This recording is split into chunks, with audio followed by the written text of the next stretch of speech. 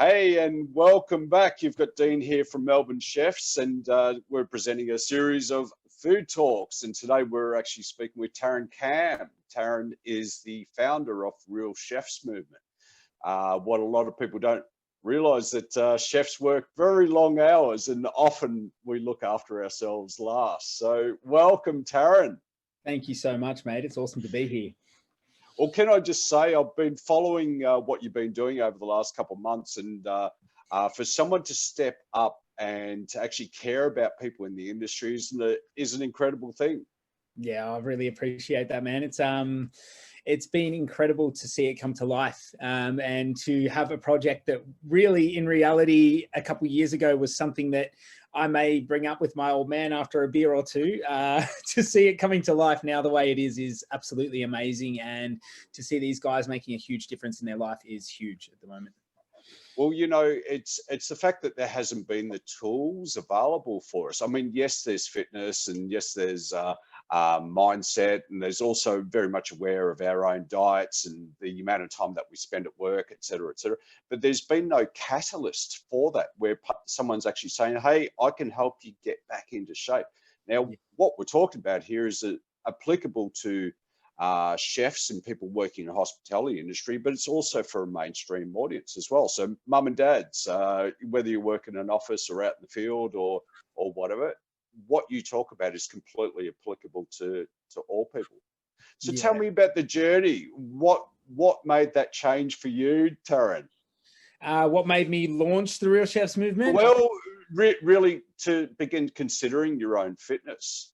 Yeah, that's a great question. So I started out very, very active throughout my teens and even early 20s. And I actually even enrolled for and had a go at university. I got accepted into a sports science course, and that was in Ballarat. And I did not have the head on my shoulders for that at all. And I remember at the time I had the head on my shoulders to party and to have fun and to do whatever the hell I wanted. And I needed to support that. So I started watching. Hospitality is perfect for that sort of mindset, really, isn't it? It really was. I mean, I found myself in a small pub kitchen with these angry Ballarat chefs that I just loathed at the start, but slowly grew to love. And it supported my lifestyle at the time, and it eventuated into me being a chef. And that did eventuate into me taking that career very seriously, but coinciding with not taking my health very seriously. And it was a bit of a slippery slide for me as far as slipping into a bit of depression, anxiety, becoming very frail, light, unable to look after myself, and really relying on vices, substances and whatnot. And it was on a couple of different occasions that fitness really pulled me out of my hole. And I just sort of draw back to my roots and go, okay, I need to start going for a run. I need to start eating a little bit better. And to the best of my knowledge, I would do so and find that I'd get complacent once I had a bit more health built up.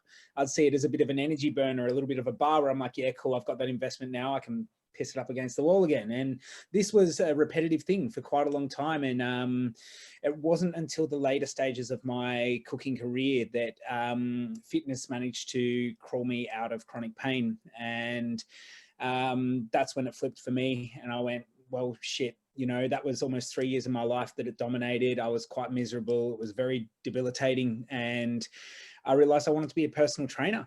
And I realized I had the head on my shoulders to probably study this time. Yeah. Well, you know, the beauty of, I mean, you obviously had that in your mind back before you started your cooking career, but it's something that you could certainly go back to now. And being a mature student, you bring a whole new wealth of experience behind you to really get into that. I mean, you're doing exceptionally well. Why are chefs so notoriously bad at looking after ourselves? I think when you want to break it all down, it just boils down to environment. It really does. And there's certain things that you cannot change as a chef. Yes, they're getting better, but you cannot change them. And one of them is that work-life balance.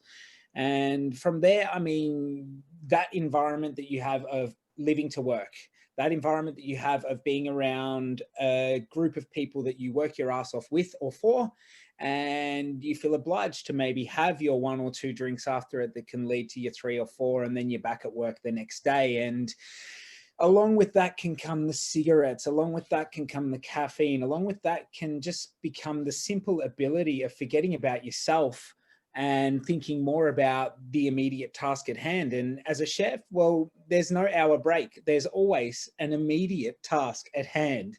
Mm. And you can just find yourself in this cycle. And Continual loop, yeah. yeah, though, for those out there that work, you know, reasonable hours, the 40-hour work week, I think, you know, you can find yourself trapped in that cycle as well.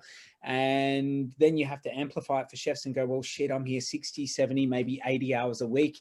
I'm surrounded by a group of people that are behaving the same as me, and that's rubbing off on me. And you are seriously the essence of your environment. And when that starts to carry into your home life, it starts to become one big cycle. Home and work become an environment in which you basically are either horizontal, or you are partying, or you are working your ass off, and there's not really in between. So yeah, I think that's one of the main pillars for chefs really, really struggling. Well, I guess if someone is considering or considering making changes to their fitness, or that they've gotten to a point where there is no other choice, they have to do something about it, what sort of first steps would you recommend? That's a fantastic question, and I did a live video just a few days ago that was named "What is the alternative?" And that's the biggest starting point that I give every chef. So I just go, okay, so you're in this mode right now. You're working your 12, 14-hour days. You're doing stuff all with yourself on your days off because you're obliged to just chilling, and there's not much in between it. So where do you start? Well, first, you have to figure out the simple fact that if you keep trapped in this cycle, where's it going to lead you? And that's the biggest one I put in front of all the other chefs. I just go, hey, like I know it's hard. I know you're sacrificing more time and energy now, and maybe you're going to see a return in time and energy if you're consistent enough. But right now, what's the alternative? Do you keep going the way you're going and look at that outcome, or do we have a crack?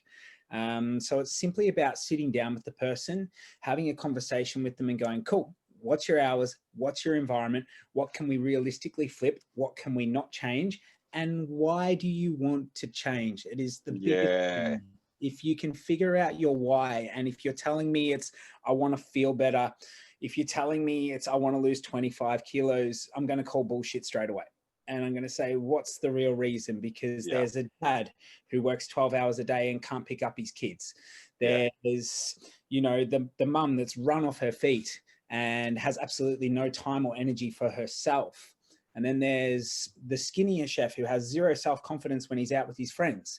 And it's all about boiling it down to the raw truth and going, hey, like, what's the real reason? And when I'm on a phone call with someone and I can't break through, I just sit back and I either go, look, I don't think this is for you because we can't seem to connect. And more importantly, you can't dig deep enough within yourself to find a powerful enough reason for you to persevere when it gets hard, because it's going to get hard. So really figuring out the why, that's the first step. Sit there and go, why do I want to make this change? Do I want to 10 years? Or do having that why is, when it's cold, or, you know, it's an early morning start or something like that, that is what gets you out of bed, and to put that emphasis. So, I mean, what you're talking about, Tarren, is that there's the link between our mindset and our overall health. Absolutely. And and I guess how is that how does that affect the way that you work with people?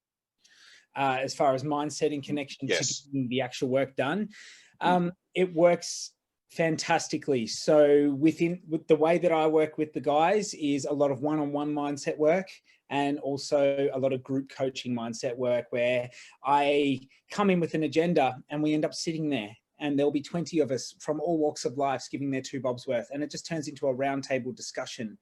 And what it all boils down to is training's cool, nutrition's cool, no worries, fantastic, completely effing pointless without the right frame of mind, without the right habits, routines, and rituals. And a lot of people get their mindset confused with motivation. And one of the biggest calls that I have within the crew that I work with is motivation is bullshit. it's fleeting from day to day.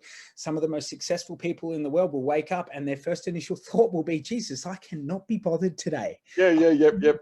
But they're halfway through putting their gym gear on. They're halfway through getting the work done. And it's because they've got the habits, routines, and rituals. And how that ties in for me is going, all right, chef, I don't expect you to nail everything at once. I expect you to build up slowly. So we start them off on light training. We start them off on easy nutrition. And I'll even have chefs in the first month get back to me and go, hey, that could have been a little bit harder. That could have been more challenging. And I'll be like, well, it will be. Exactly. I mean, but the thing is, it is already difficult enough. I mean, you're hearing the constant chefs. I'm working long hours. I don't know when my days are off.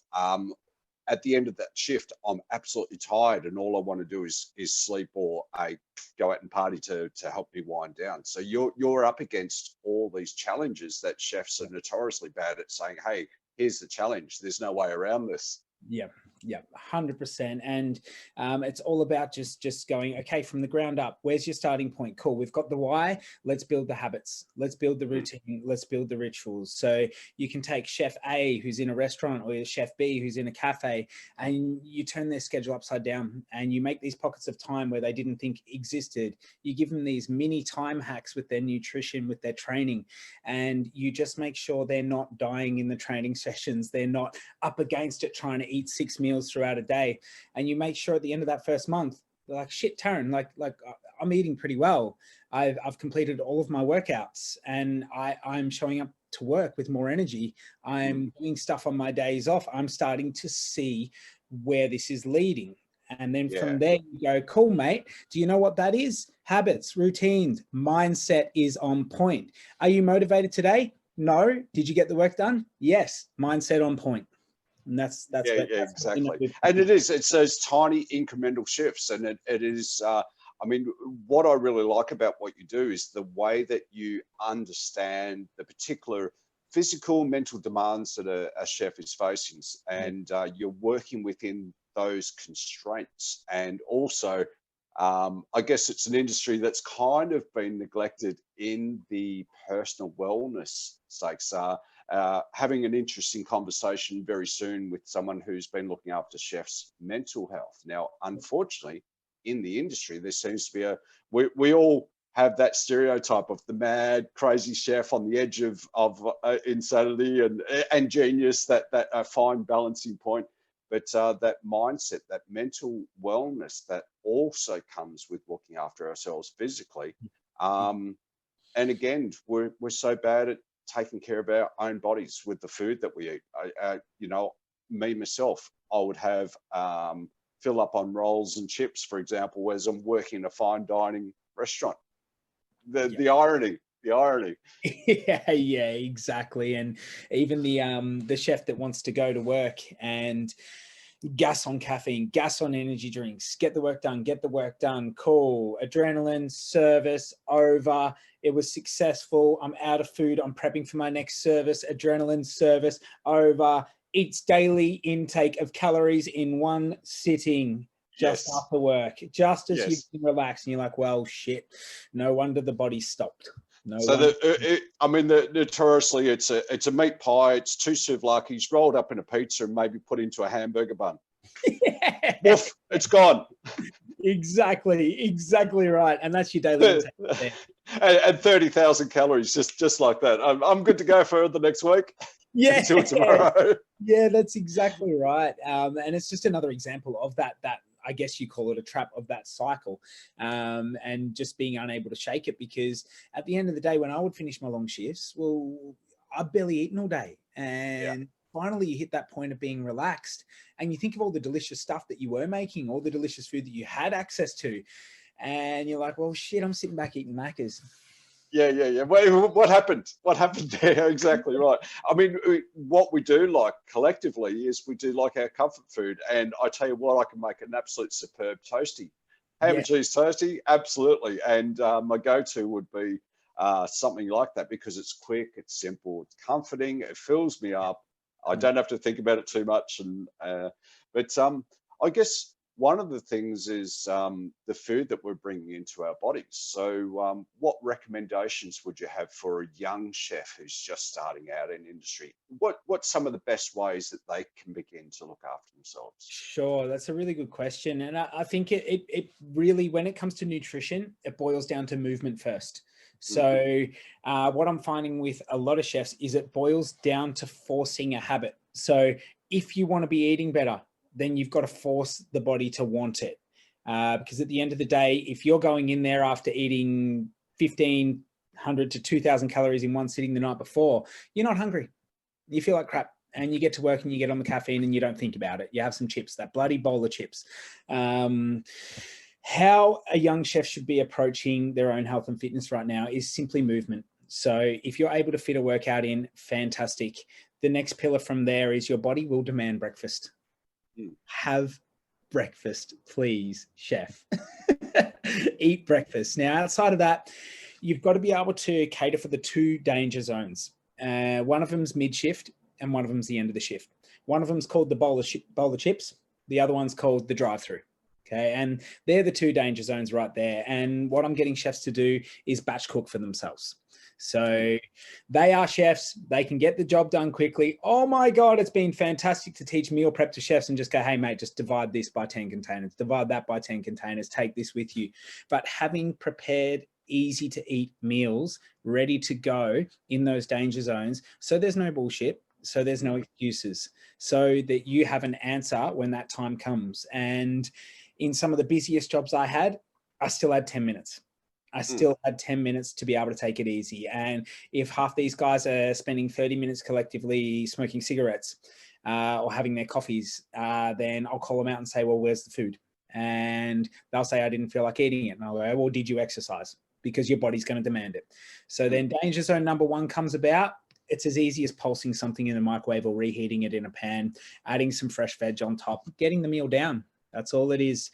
And I think you've got to be able to pull this back to building a skill where people go, oh, I felt sick trying to eat, I'm going to throw in the towel. And it's like, well, how much of it did you eat? No, half of it. And it's like, well done. You ate half a meal where you would have otherwise had a coffee and a cigarette.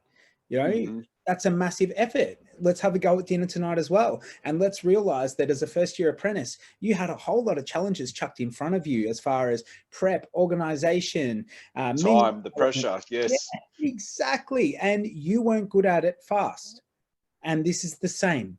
You're not going to get good at it fast, but little by little, you'll get better at it. Little by little, you either start to enjoy it or accept it as a part of your normal life. The same as cleaning down the bloody grill, the same as draining a fryer, just having to make an anglaise sauce with a scary as F head chef looking over you. You know, it's the same thing. And it's just little by little, chip away at it, and you'll find yourself eating 3 meals a day. And a lot of fitness programs out there, and this is where I really wanted to draw the line of difference and go, hey, I look after chefs. And I've had a lot of people call me out and go, oh, you're just in it for this and that, and you're just taking advantage of chefs. I'm like, well, no, actually, as a chef myself, I looked into so many fitness programs, and I was the guy training 6 days a week. I was the guy trying to eat 6-7 meals a day, and it doesn't work. Doesn't work. No, exactly. So for the young ones out there, 3 meals a day, 2 of them prepped in advance for the whole week ahead, ready to go. Takes you an hour on your day off. You're sorted for the whole week ahead. Really important.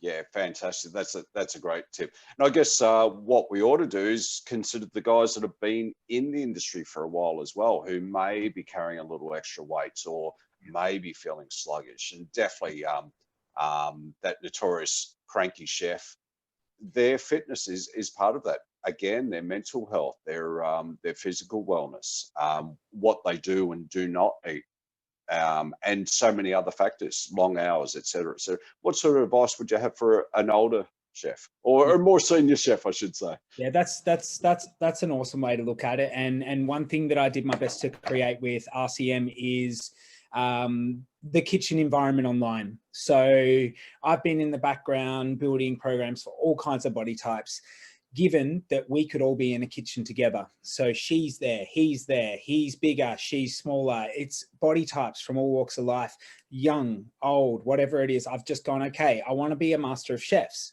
I want to understand every single angle. And when I've taken on the guys that have a lot more experience in the kitchen, that are of age and that are probably with much heavier ingrained habits. It's not going to happen overnight. And it's a live I did yesterday in the group to say, hey, like, I understand you. I know where you're coming from. And we both know that if you've been like this for 5, 10, 15, even 20 years, well, I've got a 4-month program here that's not going to flip your life in a second. It's not. And we're probably going to work longer together. But what I want you to know is, and the motto we have in the program itself by default is 1% every day. That's all it is. And just going, cool. When you've had such heavily ingrained habits dominate your life for such a long time that seemed harmless at the start, but are the wrecking ball by the end when you realize you need a change. They're compounded. Yeah, you're always an arm's reach away from going back there. You really are. After 2 or 3 months in a program, you're still an arm's reach away. And I experienced that myself at year 5, 7, 9, and 12 of my career, that I'm always just on edge to getting back into those old ways. And what we do is we realize how hard the old habits have stacked and compounded. And then we open up the door of realization. We open up that pathway and say, hey, you can have these good ones stack and compound with you. But the same as the old bullshit habits, it's going to take time. And this time it's going to stack and compound with, not against. And every single time that you kick a mini goal, every single time that you celebrate a small win, every single time you get 1% better every day, well, then you're building the artillery against the old bullshit. You're getting that little bit further than an arm's reach away. And it's a race. In my eyes, it's a race against the old ways and going, okay, there's an undertow, but the more and more I put in the reps, it's going to get less and less stronger. That's right. And you're building up that resistance to slip into those old habits as well. But don't be, chefs, don't be hard on yourself for not addressing your fitness or slipping out of a good habit that you've begun to develop. That sort of thing, just dust yourself off, pick yourself up, have another crack at it, and don't give up. Yeah. For me, Tarren, like I've sort of been talking about food, from everything from the soil, water, the farmer, the seed stock, all the way through to us as chefs, the custodians, the final custodians of food. But it's one of those things that we haven't been looking after ourselves historically, and we're at a point now where there's people who are in the industry for a very short time and they just say it's too much, can't do it anymore. Certainly the guys and girls who have been in it a lot longer found themselves in a very stressful, negative environment that's very hard to break out of. What I see you doing, Tarren, is creating resilience amongst those custodians, the chefs who are at that front line of feeding the population, of creating those dishes, those memorable dishes. We're part of that that narrative where we are part of the bigger food system, and to look after chefs is one of the most critical things that we can do. And I absolutely applaud yourself through the Real Chefs movement for taking a stand and having the care and compassion to actually do something about it and to help others. It's a very noble thing that you're doing. Yeah, I really appreciate that, mate. It's an area that I believe was unattended to for way too long. And going through the personal hardships I did, from a vast array, as far as my troubles, I mean, Jesus, it's chronic pain, it's substance abuse, it's depression, anxiety. I was out of shape, self-image issues. And among all of that, it's just work. And really, there isn't enough appreciation out there.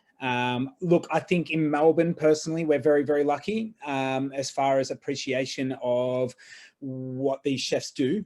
As far as our food culture, not right at the moment, unfortunately, but it will come back.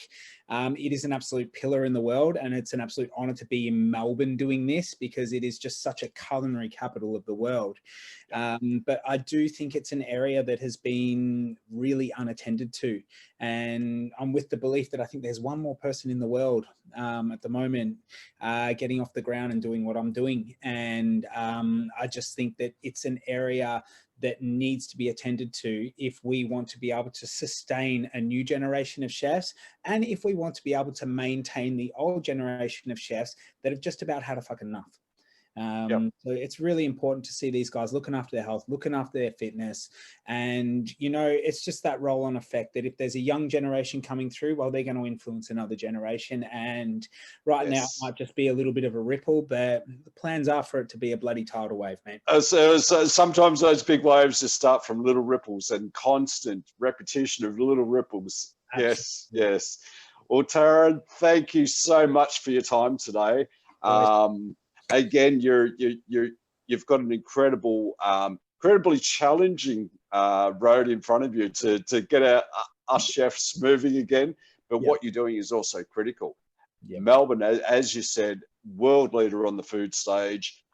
It's time to really look after the chefs who are developing our reputation outwards into the world, and if we can be a part of something that is actually making us as a generation fitter and healthier, completely transferable across to non-chefs as well. But Tarren, thank you so much for everything that you do.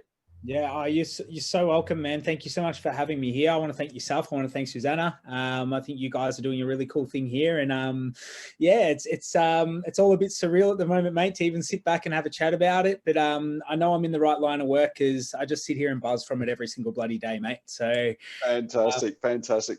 Like you said, it's 1% better every single day, man. It's just got to keep putting in the reps. Here's that 1%. That 1%. It bloody better be every single day. I tell you what, but I'll be giving 100% for that 1% every day. So if you'd like to get in contact with Tarren to find out a little bit more about what he does, all the links are below. But the Real Chefs Movement, you can do a quick Google and you're pretty much there. But again, Tarren, thank you so much. Don't stop. No, I won't, mate. I'm just getting started. Good times. Thank you so much, mate.